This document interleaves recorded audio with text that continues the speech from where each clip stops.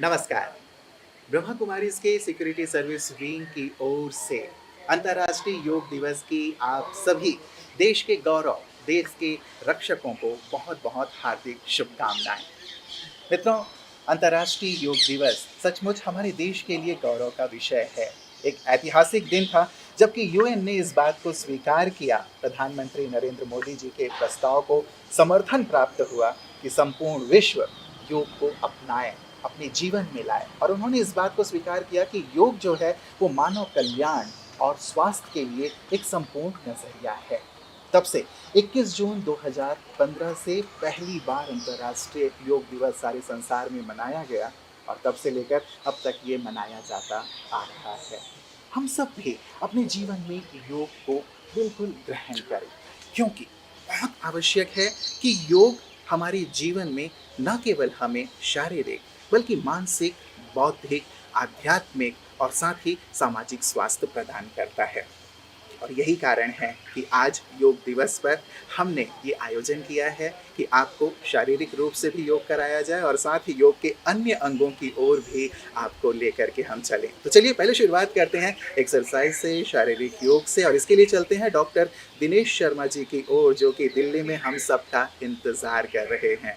आप योगा और physical fitness के ट्रेनर हैं, एडवाइजर हैं। आइए चलते हैं। समगच्छध्वं समवद्धध्वं समवो मनामसि जानताम देवा भागम यथा पूर्वे सज्जनानाम उपासते। अर्थात हम सब एक साथ गमन करें, हम सब साथ एक सुर में बोले, हम सब साथ अपने मन को समचित्त बनाएं जैसा कि यह पूर्व में था। आइए ईश्वरत्व को अपनी उपासना में झलकने दें। आइए शुरुआत करते हैं ग्रीवाचलन से। गर्दन को आगे और पीछे धीरे धीरे लेकर आइए, ज्यादा से ज्यादा आगे पीछे ले जाइए। श्वास छोड़ते हुए आगे, श्वास भरते हुए पीछे। अगर गर्दन में बहुत ज्यादा दर्द है तो आगे कम से कम लेकर आए। इसी प्रकार गर्दन को बाएं और दाएं आपने स्ट्रेच करना है। धीरे धीरे अपने बाएं तरफ लेके जाइए, वापस आइए, दूसरी तरफ लेके जाइए, दाईं तरफ, थोड़ी देर रोकिए, फिर वापस आइए, फिर एक बार बाईं तरफ, फिर बीच में, फिर दाईं तरफ। अभी गर्दन को पीछे लेके जाइए, बाईं तरफ, वापस आइए, फिर दाईं तरफ लेकर जाइए, और अभी गर्दन को रोटेट करना है क्लॉकवाइज और एंटी क्लॉकवाइज। शुरू कीजिए। गर्दन के व्यायाम हमारे गर्दन दर्द, सर्वाइकल को दूर करने में मदद करते हैं। इसी तरह एंटी क्लॉकवाइज।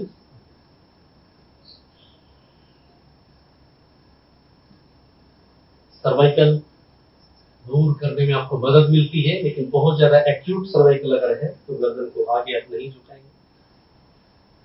अब करते हैं कटी चालन। दोनों पैरों में हल्का सा डिस्टेंस दीजिए, लगभग 2 से 3 फीट।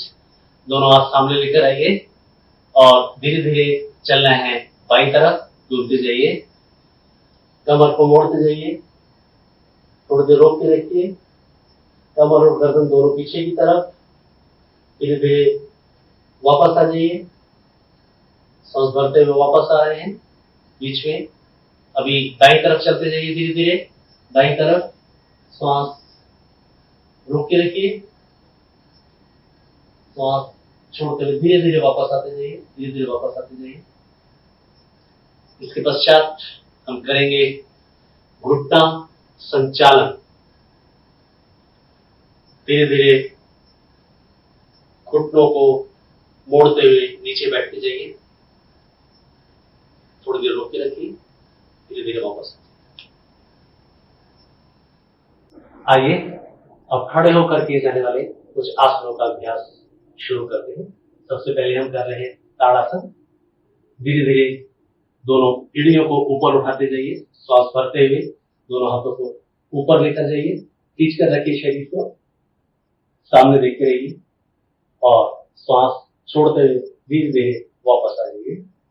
एड़ियां धीरे धीरे जमीन पर लगा दीजिए।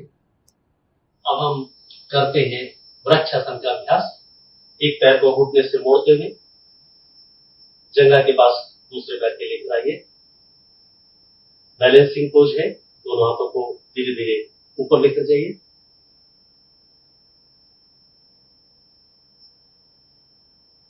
धीरे धीरे वापस आ जाइए, पैर खोल लीजिए। इसी प्रकार दूसरे पैर से आपको करना है। अब हम कर रहे हैं पादहस्तासन। दोनों हाथ सामने लाइए और धीरे धीरे नीचे झुकते जाइए। दोनों हाथ जमीन पर लगाने का प्रयास कीजिए, जितना आराम से आप लगा पाते हैं, जितना इजी कर पाते हैं थोड़ी देर रोक के रखिए। अगर और आराम से कर पा रहे हैं तो दोनों टखने पकड़ लीजिए और माथा घुटनों से लगाने का प्रयास कीजिए। धीरे धीरे श्वास भरते हुए वापस आ जाइए। आइए अब करते हैं अर्धचक्रासन। दोनों हाथों को कमर के ऊपर रखिए, पैरों में हल्का सा डिस्टेंस दीजिए और धीरे धीरे श्वास भरते हुए कमर को पीछे मोड़ते जाइए। थोड़ी देर रोक के रखिए। मेरुदंड लचीला बनाने के साथ साथ सर्वाइकल स्पॉन्डिलोलिसिस को भी दूर करने में मदद करते हैं। धीरे धीरे श्वास छोड़ते हुए वापस आ जाइए। आइए अब करते हैं त्रिकोणासन का अभ्यास। दोनों पैरों को ज्यादा से ज्यादा खोलते जाइए और एक हाथ ऊपर उठाकर धीरे धीरे कमर को बाईं तरफ मोड़ते जाइए और देखिए ऊपर वाले हाथ को थोड़ी देर रोक कर रखिए। ऊपर वाले हाथ को देखते रहिए। जितना ज्यादा से ज्यादा झुक सकते हैं उतना झुकिए, जितना आराम से झुक सकते हैं उतना झुकिए। जर्क नहीं देना, किसी भी स्पाइन के पोस्चर पर आपको जर्क नहीं देना। धीरे धीरे वापस आ जाइए। दूसरी तरफ धीरे धीरे श्वास छोड़ते हुए नीचे की तरफ जाएंगे। देखना है ऊपर वाले हाथ को, धीरे धीरे झुकते हुए धीरे धीरे वापस आ जाइए। श्वास करते हुए वापस छोड़िए, वापस एक स्थान। आइए अब हम बैठकर किए जाने वाले आसनों में सर्वप्रथम शुरू करते हैं ऊष्ट्रासन। आइए दोनों घुटनों पर खड़े हो जाइए। धीरे धीरे दोनों हाथों को पीछे अपनी एड़ियां पकड़ लीजिए और कमर और गर्दन को पीछे ज्यादा से ज्यादा झुकाइए। थोड़ी देर रोक के रखिए। श्वास भर के आपने रखा हुआ है और श्वास छोड़ते हुए धीरे धीरे वापस आते जाइए। आइए अब वज्रासन आप देख रहे हैं। दोनों पैरों को मोड़कर पीछे एड़ियों के ऊपर बैठे हुए हैं, जो हमारे भोजन को पचाने में बहुत अच्छी मदद करता है और ध्यान के लिए भी इस आसन का अभ्यास किया जा सकता है। यहीं से अब हम करने जा रहे हैं शशांकासन।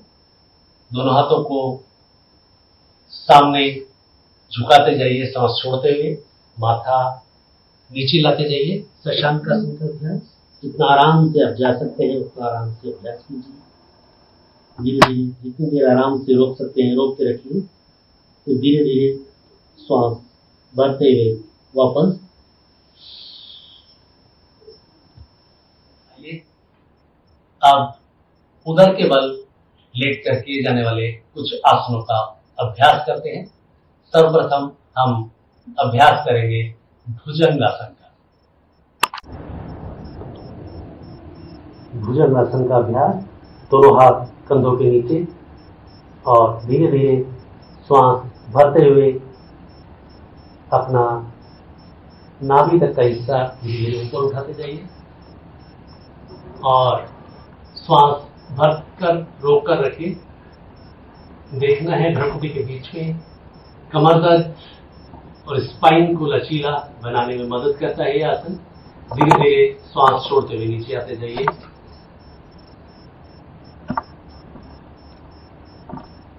अभी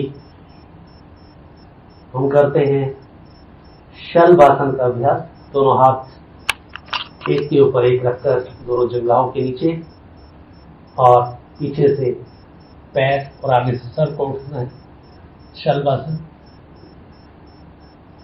धीरे धीरे वापस आ जाइए और मकर आसन में आराम कर लीजिए।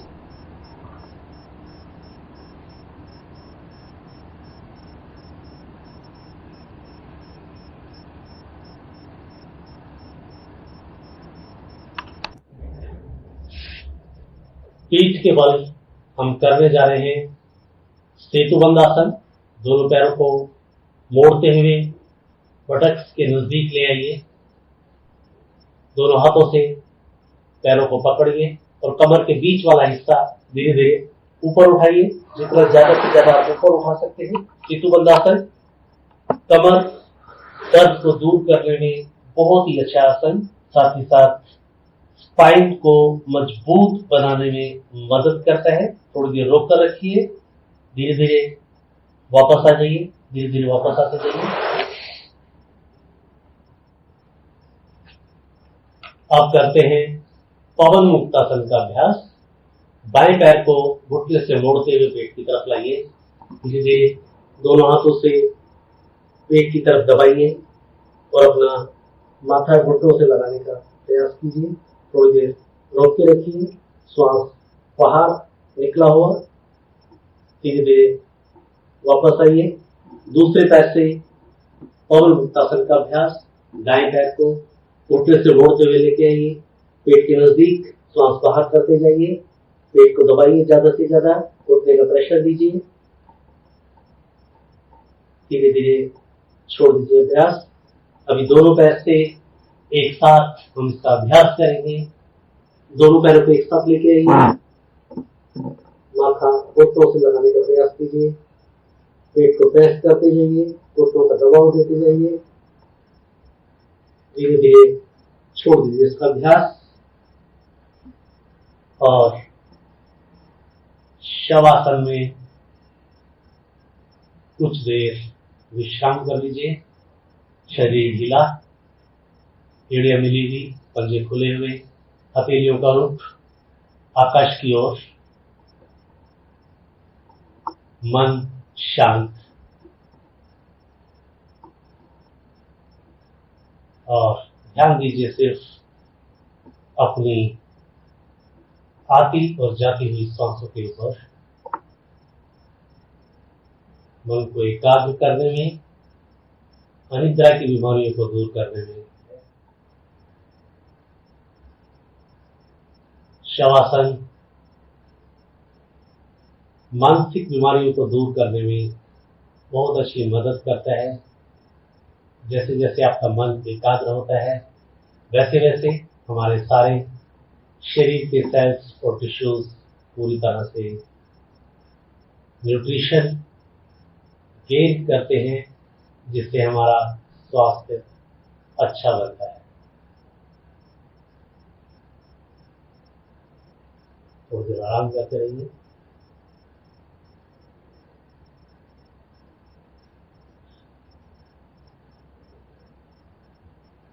दोनों हाथों को हल्का सा रब कीजिए, दोनों हाथों को स्पर्श कीजिए और शवासन का अभ्यास छोड़ दीजिए।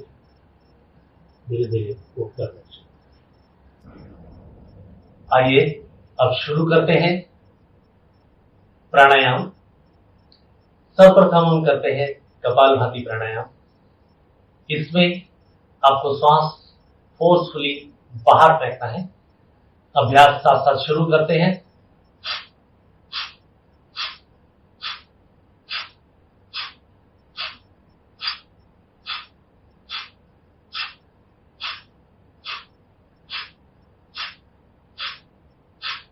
लगभग 30 स्ट्रोक होने के बाद एक बार रुक जाएं, लंबा और गहरा सांस लें और पुनः इस अभ्यास को शुरू करें।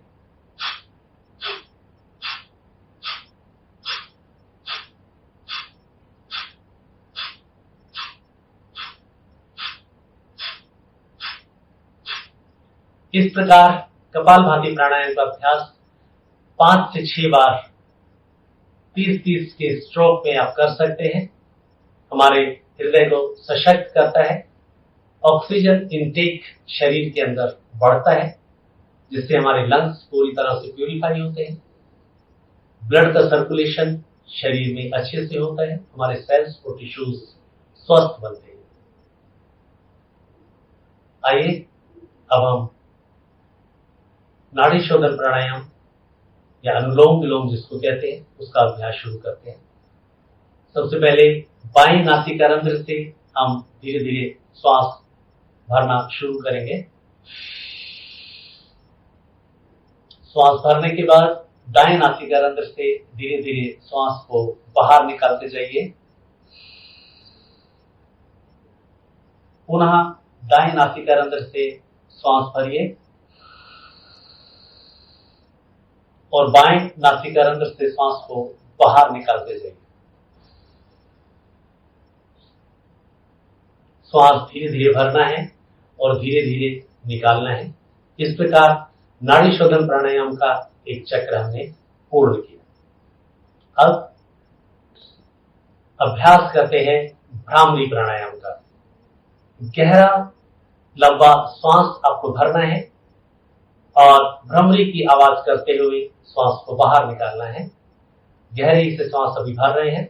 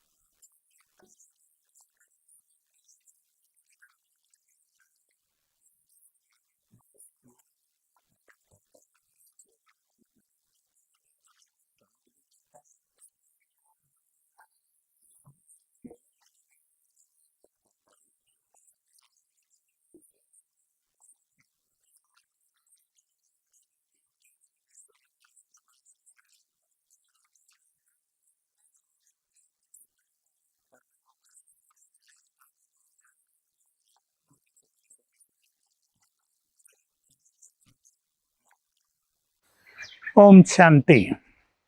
आज अंतर्राष्ट्रीय योग दिवस है। सारे संसार में योगा करने की धूम है। सभी लोग अपने को हेल्दी बनाने के इच्छुक हैं। बहुत ही सुंदर बात है।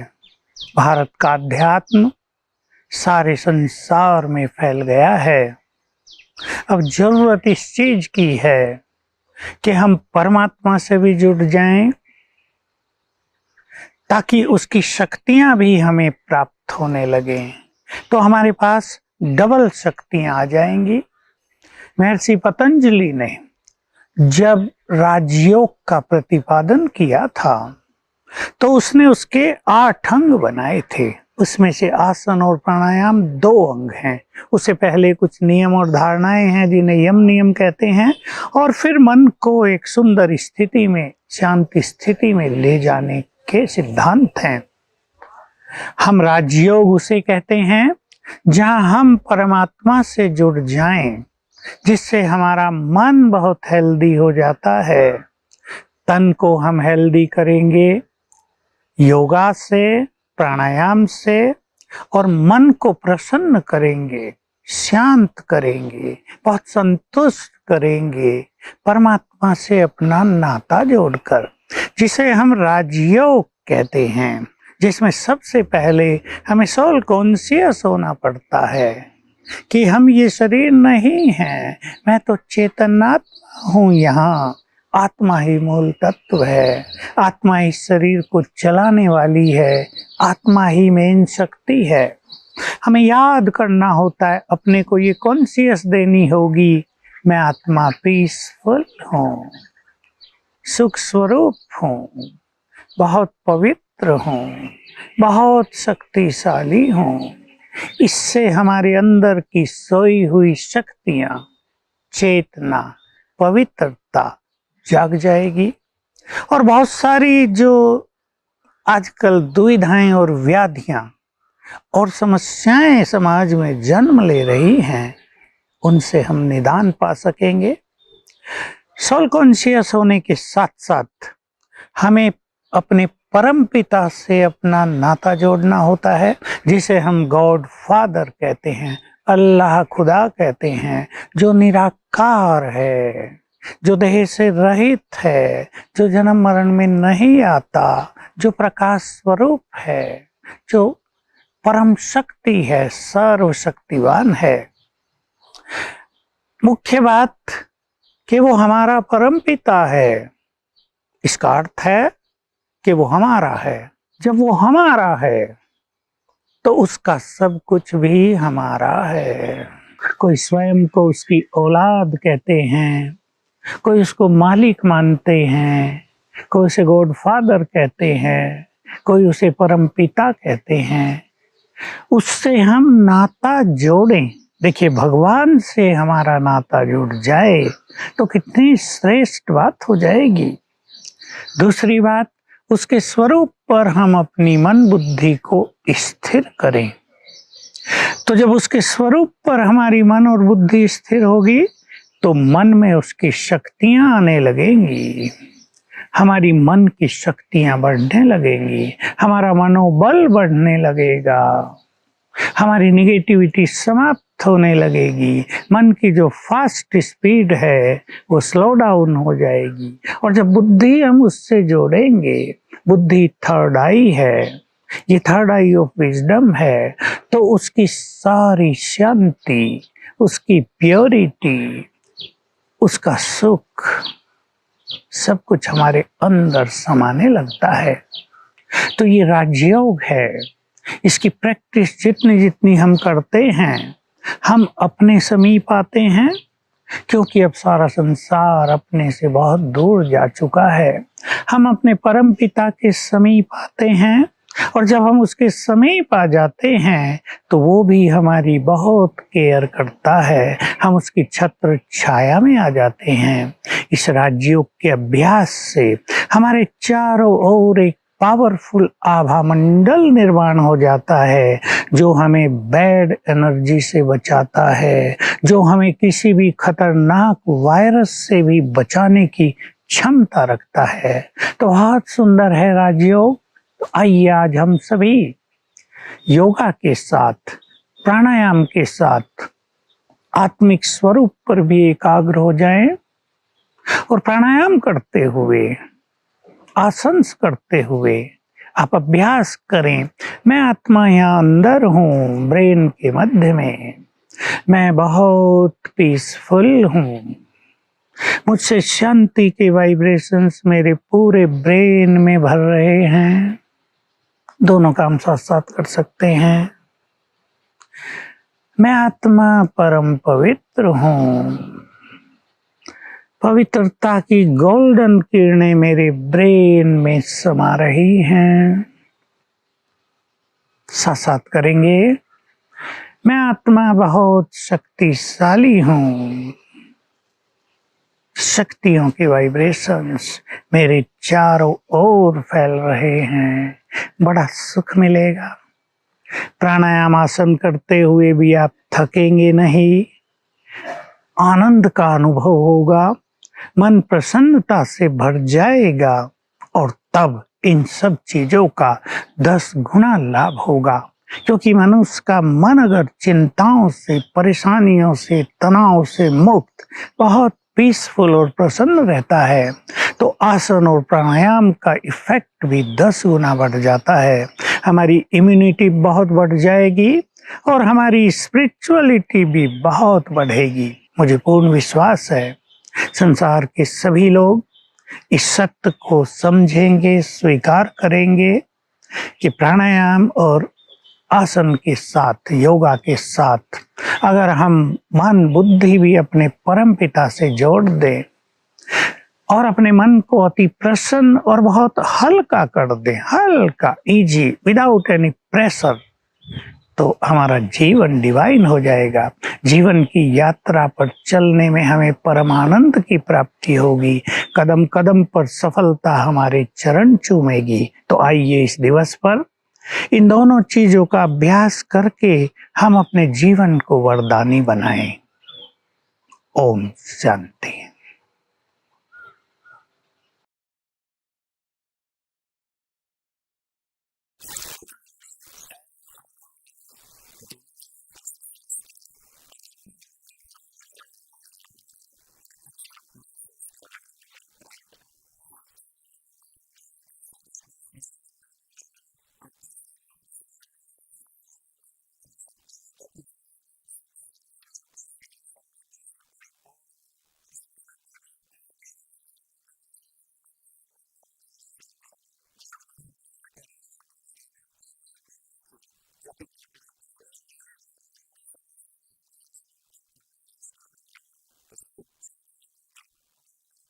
ओम शांति, नमस्कार एंड गुड मॉर्निंग। आज सारा विश्व इंटरनेशनल योगा डे को सेलिब्रेट कर रहा है। इस उपलक्ष्य में मुझे ये सौभाग्य प्राप्त है कि मैं आप सबसे मिलूं और इंटरनेशनल योगा डे के उपलक्ष्य में स्वास्थ्य और योग के गहरे संबंध के बारे में थोड़े अपने मन के विचार रखूं। इस बार का जो योगा डे का थीम है वो है yoga at home, yoga with family. क्योंकि हम बाहर नहीं जा सकते हैं और इकट्ठे होकर योगा नहीं कर सकते हैं, इसीलिए yoga at home, yoga with family. और मुझे पूर्ण विश्वास है कि आप सब घरों में सुरक्षित हैं, स्वस्थ हैं और एंजॉय कर रहे हैं अपने लाइफ को। आज का जो योगा इंटरनेशनल योगा डे है, इस संदर्भ में मैं ये कहना चाहूँगा कि ये पूरा विश्व ही इसे सेलिब्रेट कर रहा है। कोई एक पर्टिकुलर कंट्री या कोई एक पर्टिकुलर कम्युनिटी इसे नहीं कर रहा है। और कहते हैं सुख का मुख्य सिद्धांत स्वास्थ्य है और संपूर्ण स्वास्थ्य का मुख्य सिद्धांत योग है। कहते हैं हमारा स्वास्थ्य अनमोल है, इसका कोई मोल नहीं। अच्छे स्वास्थ्य को हम खरीद नहीं सकते, पर ये एक बहुत ही अत्यंत महत्वपूर्ण और मूल्यवान बचत का खाता जरूर बन सकता है। अपने शरीर की देखभाल बहुत अच्छी रीति से करें, यही वह जगह है जहां तुम्हें रहना है। कहते हैं yoga is not a religion for a religion by a religion. योग कोई धर्म नहीं है, किसी धर्म के लिए नहीं है, किसी धर्म से नहीं है। Yoga is a science of well-being, a science of a proper combination of body, mind, and soul. It's an integration of the mind, body, and soul. Yoga is a science of positive thinking. Yoga is a science of good health. और वैसे भी अगर आप देखें, धर्म और science में थोड़ा सा अंतर जरूर है। साइंस कॉज एंड इफेक्ट को बताता है, कारण और परिणाम को बताता है। अगर मेरा रहन सहन, खान पान, आराम, इनका मैं अगर ध्यान नहीं रखूंगा और अपने मर्जी का खाऊंगा, अपने मर्जी का सारा दिन करूंगा कार्य, तो हो सकता है उसका जो परिणाम होगा वो heart attack, cancer, blood pressure, BP, इन सब बीमारियों का उसका परिणाम होता है। और ये जो बीपी है, हार्ट अटैक है या जो भी बीमारी है, इसका कोई धर्म नहीं होता है। तो योग का सिर्फ एक ही धर्म है और वो है science. The science of goodness, the science of happiness, the science of well-being, the science of positive thinking. सुख, शांति, आनंद, प्रेम, सम्मान, अच्छा स्वास्थ्य ही योग का धर्म है, योग का साइंस है। ये कोई particular religion, caste, community, nationality, क्योंकि कुछ लोग ये समझते हैं कि ये एक पर्टिकुलर धर्म से संबंधित है, बिल्कुल नहीं है। जिस प्रकार किडनी का कोई धर्म नहीं होता, कैंसर का कोई धर्म नहीं होता, उसका इलाज का कोई धर्म नहीं होता। हम सब मोबाइल फ़ोन यूज़ करते हैं।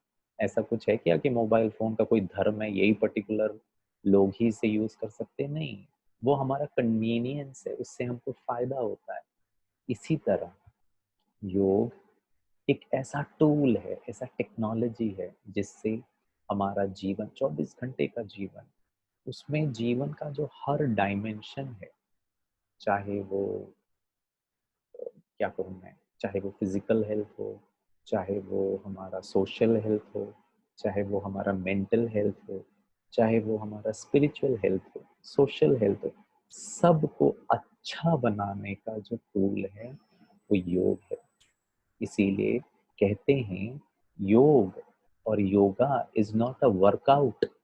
ये कोई वर्कआउट जैसे कि हम जिम में जाते हैं, रनिंग, जॉगिंग करते हैं, सिर्फ यही योगा नहीं है, ये योगा का छोटा-सा भाग है। Yoga is not a workout, yoga is work in, yoga is working on the self. इसे हमें बहुत अच्छी कहते हैं दोस्तों। योग हमें उन चीज़ों को ठीक करना सिखाता है, जिसे सहा नहीं जा सकता। और उन चीज़ों को सहन करना सिखाता है, जिसे ठीक नहीं किया जा सकता है। Yoga is bringing fitness in the body, calmness in the mind, kindness in the heart and awareness in life। और आज के वर्तमान समय में जहाँ पे ये कोरोना वायरस की महामारी फैली हुई है सारे विश्व में, लोग परेशान हैं, थोड़े डरे हुए हैं। और अगर आप समाचार को सुन रहे हैं तो ऐसे भी समाचार हैं, सुसाइड के केसेस। शरीर तो बहुत अच्छा है, फेमस हैं, पर्सनालिटी बहुत फेमस है, सारा दुनिया उनको जानता है, कला बहुत अच्छी है उनके अंदर, सेलिब्रिटी स्टेटस है, लेकिन मन, कमजोर भावनाएं, कमजोर संकल्प। इसीलिए कहते हैं योग संकल्पों की सिद्धि भी है, सिर्फ शारीरिक व्यायाम या आसन या प्राणायाम सिर्फ नहीं है, ये इसके एक छोटा सा भाग ही है। और इसीलिए कहते हैं yoga is just not about the shape of your body, it is but the shape of your life. ये सिर्फ हमारे शरीर के आकार के बारे में नहीं है, ये हमारे जीवन के आकार के बारे में। क्योंकि कई लोग योगा इसीलिए भी करते हैं, एक्सरसाइज इसीलिए भी करते हैं क्योंकि वो मोटापा को कम करना चाहते हैं, वो फिट दिखना और दिखाना चाहते हैं। लेकिन योगा का जो ऑब्जेक्टिव है वो सिर्फ शेप ऑफ द बॉडी नहीं है, it is the shape of your life. और इसीलिए कहा गया है yoga is not something to be performed, yoga is a lifestyle. Yoga को करना नहीं है, योगा हमारी जीवन शैली हो जाना चाहिए। सुबह उठ के योग करना अच्छी बात है, लेकिन योगी जीवन बहुत जरूरी है। योगी जीवन शैली, yoga should happen beyond the mat. Yoga mat है ना, जिसको लेकर लोग योगा करते हैं, yoga should happen beyond the mat. Anything you do with attention, with what you feel, how you feel is doing yoga। खाना बनाना लेकिन बड़े प्यार से, बड़े श्रद्धा से योग है। बच्चे को पाल पोस कर बड़ा करना, उसको तैयार कर कर स्कूल भेजना, योग है। हर दिन जो भी हम कार्य करें उसके प्रति कंप्लीट श्रद्धा हो, उसके प्रति कंप्लीट अटेंशन हो, उसको हम महसूस कर कर जो भी कार्य कर रहे हैं वो योगा ही है। Yoga is to be lived, yoga is to be experienced, yoga is to enjoy every moment of your life. इसीलिए कहते हैं yoga is not something that you perform, it is all about adding a lot of things into your life। और क्या क्या add करना है मुझे? जीवन में हमने यही किया है, बहुत धन को ऐड किया, घर को ऐड किया, संपत्ति को ऐड किया, चीजों को ऐड किया, गाड़ी बंगलो, ऐशे ऐश आराम, रिलेशनशिप, बच्चे, ये सबको हम ऐड करते गए, बट सुख शांति आनंद ये सब घटता चला गया. So yoga is all about adding more happiness, is adding more smile, is adding more beauty, is adding more strength, is adding more positivity. इन सबको एडिशन अपने जीवन में करना, चिड़चिड़ापन कम, दुख कम, रोना कम, बीमार कम, क्रोध कम, परेशान होना कम, कल क्या होगा इसकी चिंता कम. और इसीलिए कहते हैं yoga takes you into the present moment, the only place where life exist. योग एक ऐसा विज्ञान है जो हमें वर्तमान में जीवन जीने की कला सिखाता है. भूतकाल और भविष्य काल में मनुष्य जीता थोड़ी ना है, वो तो परिकल्पना है. पास्ट को लेकर दुखी होता रहता है, भविष्य को लेकर वो चिंता करता रहता है. इसे जीवन नहीं कहते, इसे तो चिंता कहते हैं, इसे तो परेशानी कहते हैं. जीवन तो वर्तमान में होता है और इस वर्तमान को हम सैक्रिफाइस कर देते हैं भविष्य की चिंता को लेकर. और मैं ये सब आपको इसीलिए क्यों बता रहा हूँ, क्योंकि हमें बहुत गलत फहमी है योग को लेकर के. इससे ठीक करना, there are a lot of myths around yoga and until and unless we are clear about it, it becomes a challenge to understand what yoga is. इसीलिए कहते हैं दोस्तों, शरीर से प्रेम है तो आसन करिए, श्वासों से प्यार है तो प्राणायाम करिए, आत्मा से प्यार है तो ध्यान या मेडिटेशन करिए. और अगर परमात्मा, जिसे हम ईश्वर, अल्लाह, परवरदिगार, खुदा दोस्त, गॉड, किसी भी नाम से हम पुकारें, मैं उन्हें बहुत प्यार से परम पिता परमात्मा कहता हूँ, ईश्वर कहता हूँ. और अगर उनसे प्यार है, रचयिता से प्यार है, जिसने ये सृष्टि की रचना की, उनसे अगर प्यार है तो समर्पण करें, सच्चे रहें, जो ईश्वर को पसंद है वही कार्य करें, किसी को दुख ना देना, परेशान ना करना. और अगर हम योग के टेक्निकल डेफिनेशन को समझने का प्रयास करें तो योग का अर्थ है जुड़ना, संयुक्त होना, मिलना. और आज सारी दुनिया बिखरी पड़ी है, मैं और तेरा और मेरा, मैं और तू, हर बात में अलग हैं, शरीर से अलग हैं, जाति से अलग है, धर्म से अलग हैं, भाषा से अलग है, सोच से अलग हैं. और इसमें कुछ गलत बात नहीं है, लेकिन गलती ये है कि अगर यही चीज हमारे जीवन की सुख शांति को डिस्टर्ब करने लगे तो वहां प्रॉब्लम. योग वह विधि है जिससे मनुष्य या व्यक्ति अपने प्राकृतिक जन्य विकारों को त्याग कर अपने ओरिजिनल स्वरूप के साथ जुड़ता है. डर मेरा ओरिजिनल स्वरूप नहीं है, किसी को देख करके जलन होना मेरा ओरिजिनल स्वरूप नहीं है. ये हमने प्राकृतिक जन्य इस समाज में रहते हुए बचपन से लेकर अभी तक जो मैंने देखा, सुना, बताया गया और अपने गलत अनुभवों के आधार पर जीवन को परिभाषित करने का प्रयास कर रहा हूँ, सुखी होने का प्रयास कर रहा हूँ, जो बहुत मुश्किल है. हम अपने जीवन का जो ओरिजिनल पर्पस है, जीवन का जो ओरिजिनल तरीका है जीने का, उसके साथ जुड़ना ही योग है. और आज हम उससे बहुत दूर हो चुके हैं. सब मुखौटों को उतार कर अपने वास्तविक स्वरूप को अनुभव करना. अगज पिता हूं मैं आज, अगर तो बच्चे को लेकर चिंता करता हूं, तो प्रश्न ये है, बच्चा पैदा करके चिंताजनक जीवन जीना ही इसका उद्देश्य है?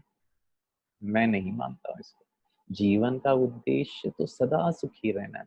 बच्चा होने के बाद मेरा सुख का जो क्वांटिटी है वो और बढ़ जाना चाहिए. अकेला हूं, फिर मैं संबंध में आता हूँ किसी के, तो मेरा सुख और बढ़ जाना चाहिए. यहाँ तो उल्टा हो रहा है. और यही गलत फहमियों को हमको दूर करना बहुत ज़रूरी है। और संसार में अनेक प्रकार के योग हैं, योग की विधियां बहुत सारे हैं, और भिन्नता के आधार पर योग के नाम भी बहुत सारे हो गए हैं, जैसे कि ज्ञान योग, कर्म योग, भक्ति योग, बिंदु योग, बुद्धि योग, क्रिया योग, हठ योग, नाट्य योग, लय योग, ध्यान योग, भक्ति योग, संन्यास योग, बहुत प्रकार के योग। और इन सब में सबसे श्रेष्ठ योग हम कहते हैं वो है राज योग। ये वो योग है जो सर्व योगों का राजा है। और इस राजयोग को अगर समझने का प्रयास करें तो दो शब्दों का बना है, राजा प्लस योग। मैं अपने सर्व कर्मेंद्रियों का मालिक बनता हूँ। आज प्रॉब्लम ये है कि मैं अपना मालिक नहीं हूँ। कोई कुछ कहता है तो उसके अनुरूप फिर मेरी प्रतिक्रिया जाहिर होती है। I am not in control, somebody else is in control of my emotions, my feeling, my quality of life. That is not Raj Yoga. ये सर्व योगों का राजा है। ये इसीलिए भी सर्वश्रेष्ठ है क्योंकि ये कोई मनुष्य ने नहीं सिखाया है, ये कोई फिलॉसफी नहीं है, ये कोई मनुष्य के आधार से ये ज्ञान का प्रचार और प्रसार राजयोग का नहीं हुआ है। ये स्वयं निराकार परम पिता परमात्मा, सृष्टि का रचयिता, जो सबसे बड़ा योगाचार्य है, वो मानव की मनोवृत्ति को, मानव की साइकोलॉजी को, इस जीवन के उद्देश्य को, क्योंकि उसने ही इसकी रचना की है, उसको भली भांति जानते हुए वो ऐसा योग सिखाता है ताकि हम इस जीवन को बहुत सुखदायी, बहुत प्रेममय, बहुत शांति से, बहुत आनंद से, बहुत शक्तिशाली होकर के बहुत शक्तिशाली होकर के ये जीवन जी सके। जो भगवान है वो संसार का सबसे बड़ा योगाचार्य, एक होलिस्टिक पर्सपेक्टिव हमें बताता है। फिर भी अगर आप योग को थोड़ा समझने का प्रयास करें और विशेष योग शास्त्र, योग के बारे में जो आदिकाल में लिखा गया है, ये भारत की देन है, भारत की संस्कृति है। आज जो सारा विश्व इसको सेलिब्रेट कर रहा है, और उसमें भी जो विशेष योग तो वैसे ऋग्वेद में लिखा गया है, लेकिन फिर भी उसका जो शास्त्र है उसको अगर हम थोड़ा समझने का प्रयास करें तो योग दर्शन महर्षि पतंजलि ने उसमें योग की व्याख्या एक लाइन में बहुत सुंदर कही है, योगश्च चित्त वृत्ति निरोधः।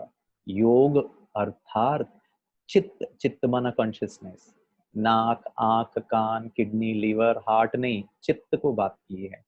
योगश्चित्त वृत्ति निरोधः, जो चित्त की जो वृत्तियां हैं, जो शरीर, मन और इंद्रियों को पूर्ण रूप से अनुशासित करके चित्त अर्थात आत्मा की वृत्तियों का निरोध, जो गलत है, डर है, चिंता है, भय है, अशांति है, ये हमारे जीवन को परिपूर्ण बनने में बाधा क्रिएट करते, इसका निरोध ही सच्चा योग है। जैसे मैंने पहले भी कहा, ये संकल्पों की साधना है, क्योंकि हमारे कॉन्शियसनेस को सबसे ज्यादा जो इम्पैक्ट करता है वो है हमारे संकल्प। जिस प्रकार समुद्र की लहरें जब उठती हैं और उन लहरों में चंद्रमा की बिंब जो है वो स्पष्ट रूप से दिखाई नहीं देता, वैसे ही दोस्तों हमारे चित्त में वासनाओं का, डर का, चिंता का, भय की जो तरंगे जो लगातार निरंतर चलती रहती है, इन तरंगों के कारण आत्मा का बोध नहीं हो पाता, आत्मा की जो ज्योति है वो दिख नहीं पाती, उसकी जो ओरिजिनल क्वालिटी है वो बाहर नहीं आ पाती है, और इसको ही निरोध करना है। और अगर ये नहीं हो रहा है तो फिर योग लग नहीं सकता है, योग कहलाया नहीं जा सकता है।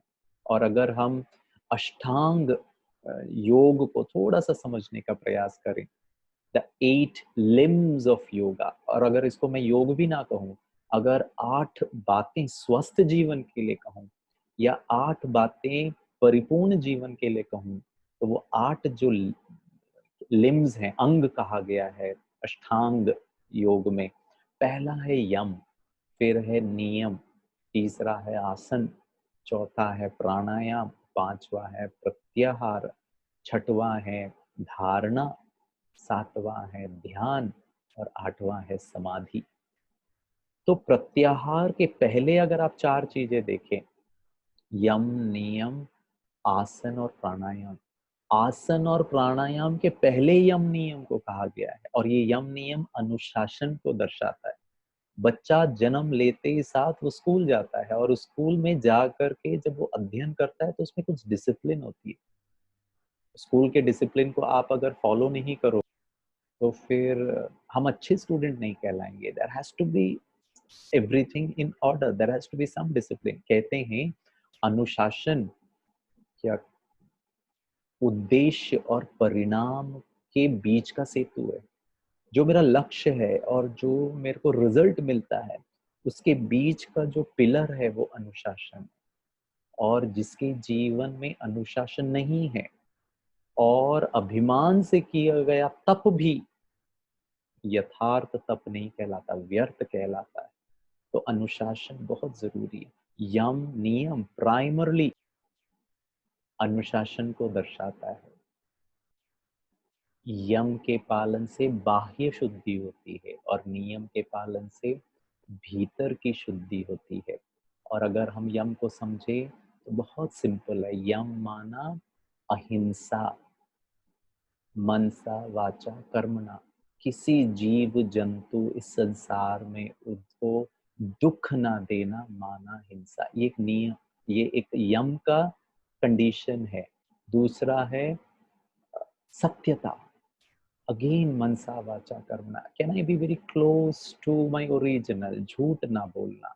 मनसा वाचा कर्मणा, सत्यता को धारण करना। तीसरा यम का सिद्धांत है अस्तेय, चोरी नहीं करना। किसी दूसरे की वस्तु पर आंख भी नहीं जानी चाहिए। चौथा है ब्रह्मचर्य। ब्रह्मचर्य अर्थात अपने कर्मेंद्रियों पर कंप्लीट, सूक्ष्म और स्थूल कर्मेंद्रियों पर कंप्लीट अनुशासन रखना। उसके सुख के पीछे वशीभूत ना होना। और पांचवा है अपरिग्रह। अपरिग्रह मतलब जरूरत से ज्यादा चीजों की, मतलब आवश्यकता नहीं है लेकिन फिर भी चाहिए, होड़ करना, ग्रीड। और ये है बाह्य शुद्धिकरण। और आंतरिक शुद्धिकरण है शौच। ये शब्द लिखा है शौच, शौच मतलब ही पवित्रता। हमारा रहन सहन, खान पान, घर का वातावरण, बाह्य वातावरण, सब जगह पवित्रता। घर में चीजें बिखरी हुई पड़ी है, हम प्रॉपरली स्नान नहीं करते हैं, खान पान की शुद्धि, ये सब पवित्रता के कैटेगरी में आता है। फिर दूसरा है यम, वो है संतोष, सेटिस्फाइड रहना, जो है उसमें खुश रहना। और जो नहीं है उसको प्राप्त करने के लिए पुरुषार्थ करना, लेकिन पुरुषार्थ करते समय दुखी नहीं होना कि कब मिलेगा कब मिलेगा। संतोष अगर नहीं है, आप कितना भी आसन और प्राणायाम कर ले, उससे हमको बीमारी से बचना बड़ा मुश्किल हो जाएगा। फिर वैसी ही बीमारी आएंगी जो आसन प्राणायाम कंट्रोल नहीं कर सकता है। तीसरा है जिसको कहा तप, साधना। और चौथा है जिसको कहा गया स्वाध्याय, अध्ययन करना।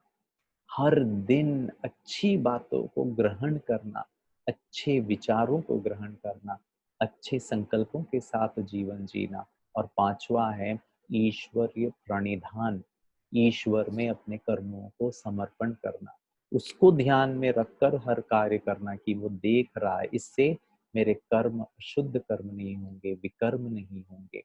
और जब यम नियम अर्थात जीवन में ये डिसिप्लिन है, मैं किसी को दुख नहीं दे रहा हूँ, मैं गलत चीजों का अध्ययन नहीं करता हूँ, मैं स्वाध्याय करता हूँ, ईश्वर को ध्यान में रखकर बोलता हूँ, ब्रह्मचर्य व्रत की पालना करता हूँ, कुदृष्टि नहीं रखता हूँ। इसके बाद आसन, और आसन को परिभाषित किया गया है, आप पूरा पतंजलि पढ़ेंगे उसमें एक आसन का वर्णन नहीं है, उसमें सिर्फ एक ही चीज कहा है, सुख आसन। जिस भी स्थिति में आप बैठे, चाहे वो लोटस पोजीशन हो, चाहे वो आप पालती मार के बैठे हो, चाहे वो कैमल पोजीशन हो, एनी पोज इज ओके। अगर मेरे जीवन में वो कर्मों का यम नियम है, तो आप जिस भी पोज में बैठेंगे आपका शरीर आपको तकलीफ नहीं देगा, नहीं तो योग में वो डिस्टर्ब करता रहेगा। हमने क्या किया, अपने मसल्स को ठीक करने का प्रयास किया, अच्छी बात है, वो भी करनी चाहिए। जितना आसन करेंगे उससे हमारे शरीर की शुद्धि होगी, और फिर जब हम ध्यान करने बैठेंगे, जीवन का सुख अनुभव करने बैठेंगे एकांत में बैठ के, तो ये शरीर खींचेगा नहीं। बीमारी का एक और कारण है, आज हम के बारे में बात करते हैं, खान पान रहन सहन और आराम, इस ये जिसका ठीक नहीं होगा वो बीमार पड़ेगा। लेकिन आप अगर आध्यात्मिक दृष्टिकोण से देखो तो बुरे कर्मों का हिसाब किताब बीमारी के रूप में आता है। तो अगर आज से मैं यम नियम का पालन करूंगा, किसी के प्रति बुरा नहीं सोचूंगा, तो हो सकता है आने वाले समय में उसका जो भोगना है इस शरीर के द्वारा नहीं भोगनी पड़ेगी। आसन, शरीर शुद्धि के लिए आसन, श्वासों की शुद्धि के लिए प्राणायाम, और कहते हैं प्राण का डायरेक्ट कनेक्शन है हमारे मन से। जितना मन विचलित उतना मेरी उत्तेजना, उतना मेरा श्वासों की गति ऊपर नीचे बढ़ जाएगी। जितना मैं स्ट्रेस में हूँ, जितना मैं परेशान हूँ, हृदय गति बढ़ जाएगा, ब्लड प्रेशर बढ़ जाएगा, श्वासों की गति बढ़ जाएगी।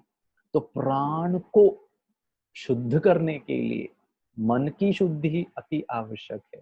इसीलिए कहा प्रत्याहार, फिर नेक्स्ट इज प्रत्याहार। प्रत्याहार माना कि मैं डिटैच्ड हूँ, मेरे आंख नाक कान मुख इन कर्मेंद्रियों से कोई भी इनपुट आत्मा में नहीं जा।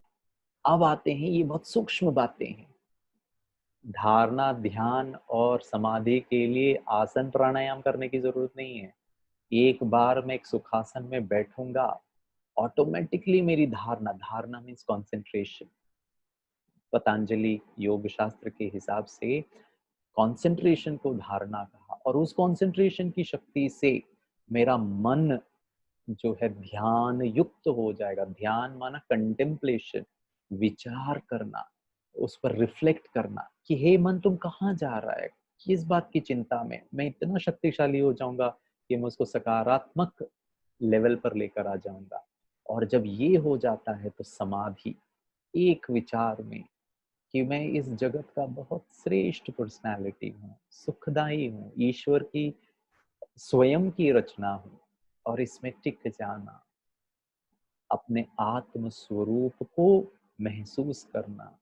और समाधि का अर्थ है ये जो मैंने कहा था ना, मुखौटा हमने जो पहना है, इन सब से परे, जैसे कि मैं हूं ही नहीं यहाँ पर, एक अलग दुनिया में हूँ। I have transcended to an another world, a world where there is no limitation of this body, there is no suffering। एक अनुभूति, परमात्मा अनुभूति, आत्म अनुभूति को हम कर सकते हैं, वो है समाधि। और जब हम मेडिटेशन की बात करते हैं, जहाँ पे धारणा ध्यान और समाधि आती है, राजयोगा मेडिटेशन जो प्रजापिता ब्रह्मा कुमारी ईश्वरीय विश्वविद्यालय एक विद्यालय है, जीवन जीने की कला सिखाता है। जो मैंने आपको सब बातें बताए, अनुशासन के या जितना मेरा ध्यान सुख में लीन हो जाएगा तो आपका शरीर हिलेगा भी नहीं, एक ही पोजीशन में बैठकर आप उसको अनुभव कर पाओगे।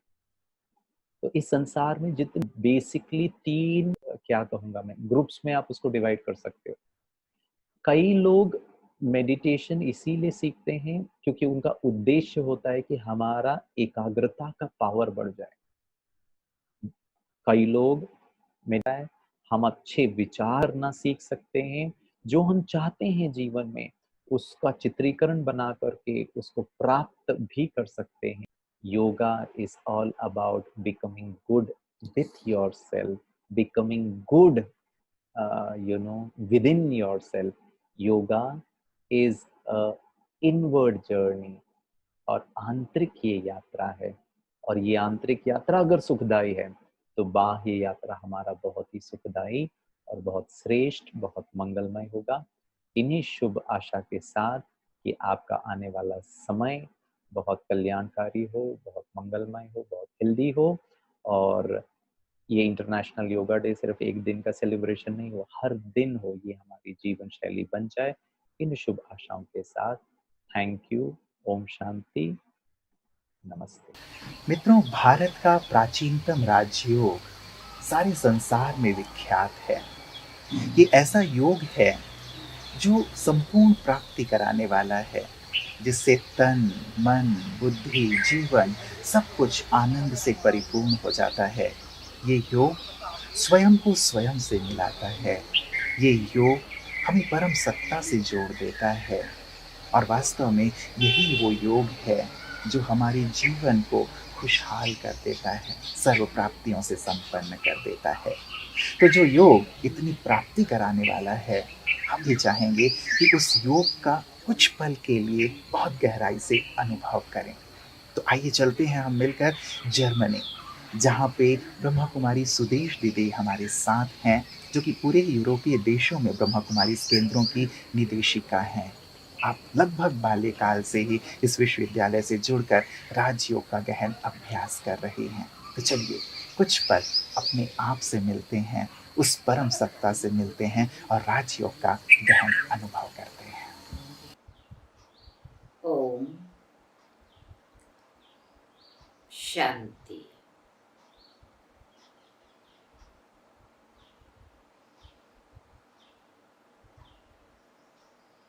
आराम से बैठे हुए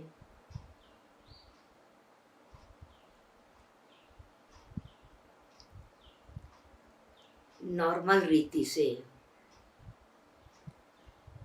जैसे श्वास ले रहे हैं, ब्रीद इन ब्रीद आउट,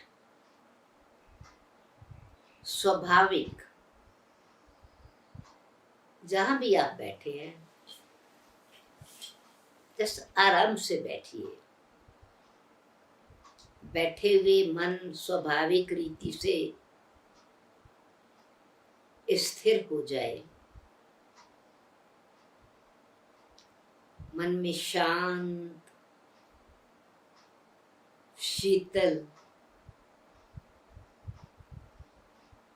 आनंद की लहरों में लहराने लगे मन।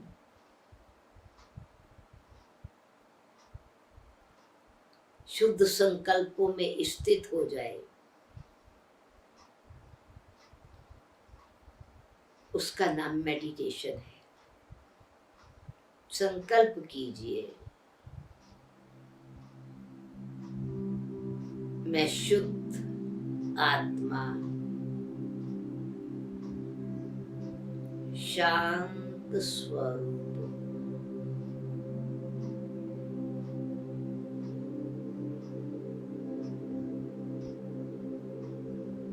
इस शरीर से भिन्न एक चैतन्य शक्ति हूं।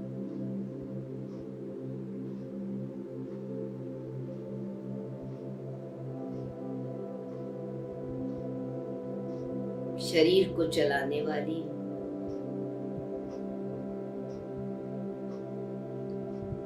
इस प्रकृति से कार्य करने वाली,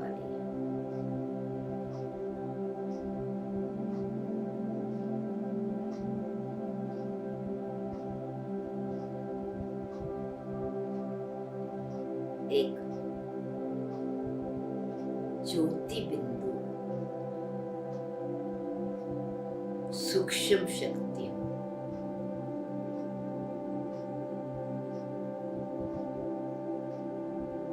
शरीर की मालिक हूं।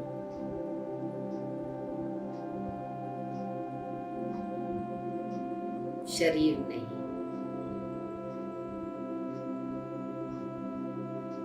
अपना ध्यान मस्तक में केंद्रित कीजिए।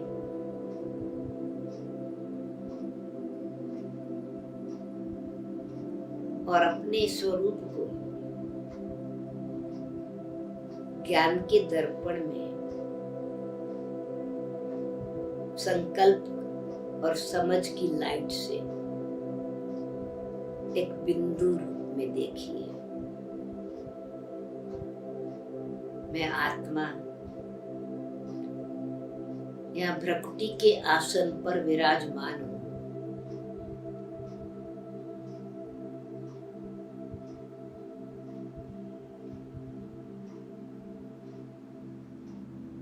ये मेरा आसन है, अकाल तख्त है। मैं अकाल मूरत आत्मा,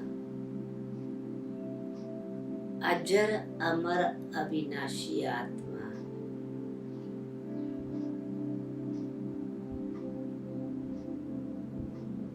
चैतन्य चमकता सितारा हूं।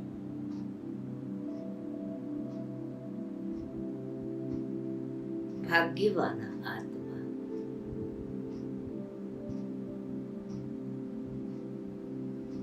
मैं शुद्ध आत्मा,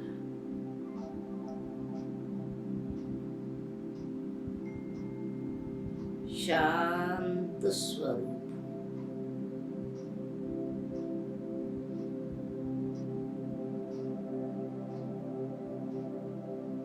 हर श्वास में शांति समाई है।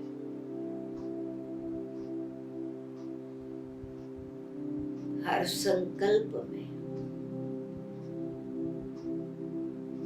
शांति समाई है।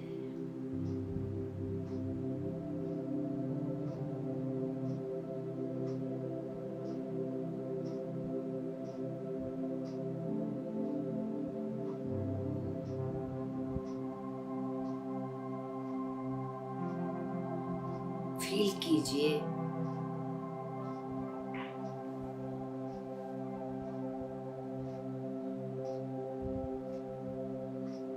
जैसे ही श्वास अंदर ले रही हूं, मैं आत्मा शांति के वाइब्रेशन से संपन्न हूं।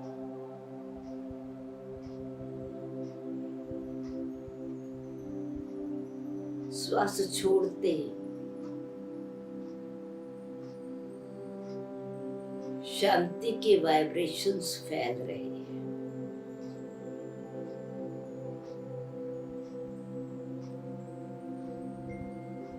Breathe in peace.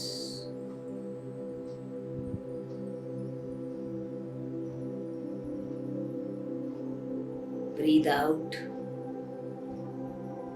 and vibrate peace.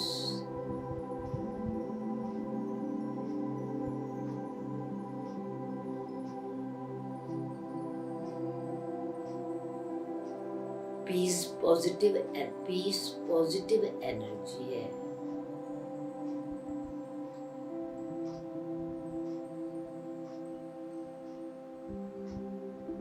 पवित्र शक्ति है।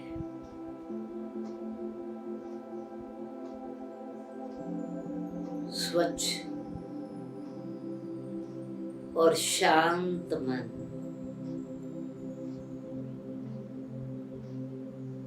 बार बार याद कराइए, संकल्प कीजिए, मैं शुद्ध आत्मा,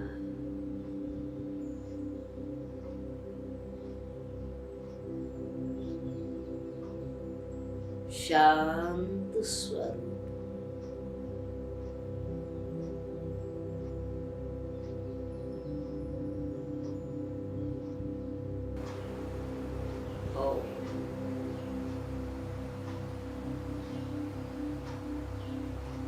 शांति शांति शांति। मित्रों, फौजी के लिए कहते हैं कि वो कितना भी वृद्ध क्यों ना हो जाए, लेकिन कहलाता हमेशा जवान ही है। तो हमारी ढेर सारी दुआएं और शुभकामनाएं हैं अंतर्राष्ट्रीय योग दिवस पर कि आप हमेशा ही जवान बने रहें। आपका तन भी, मन भी, जीवन भी, और ये योग आपके जीवन को संपूर्ण रूप से खुशहाली से, संतुष्टि से और आनंद से परिपूर्ण करे, यही हमारी शुभकामना है। और ये भी शुभकामना है कि केवल आज के दिन नहीं, लेकिन हम योग को अपने जीवन का अंग बना लें और दूसरों को भी योग करने के लिए प्रेरित करते रहें, ताकि हमारा परिवार, हमारा समाज संपूर्ण रूप से खुशहाली से परिपूर्ण हो जाए। तो एक बार पुनः आप सभी देश के रक्षकों को योग दिवस की अनंत शुभकामनाएं और बधाइयाँ। नमस्कार।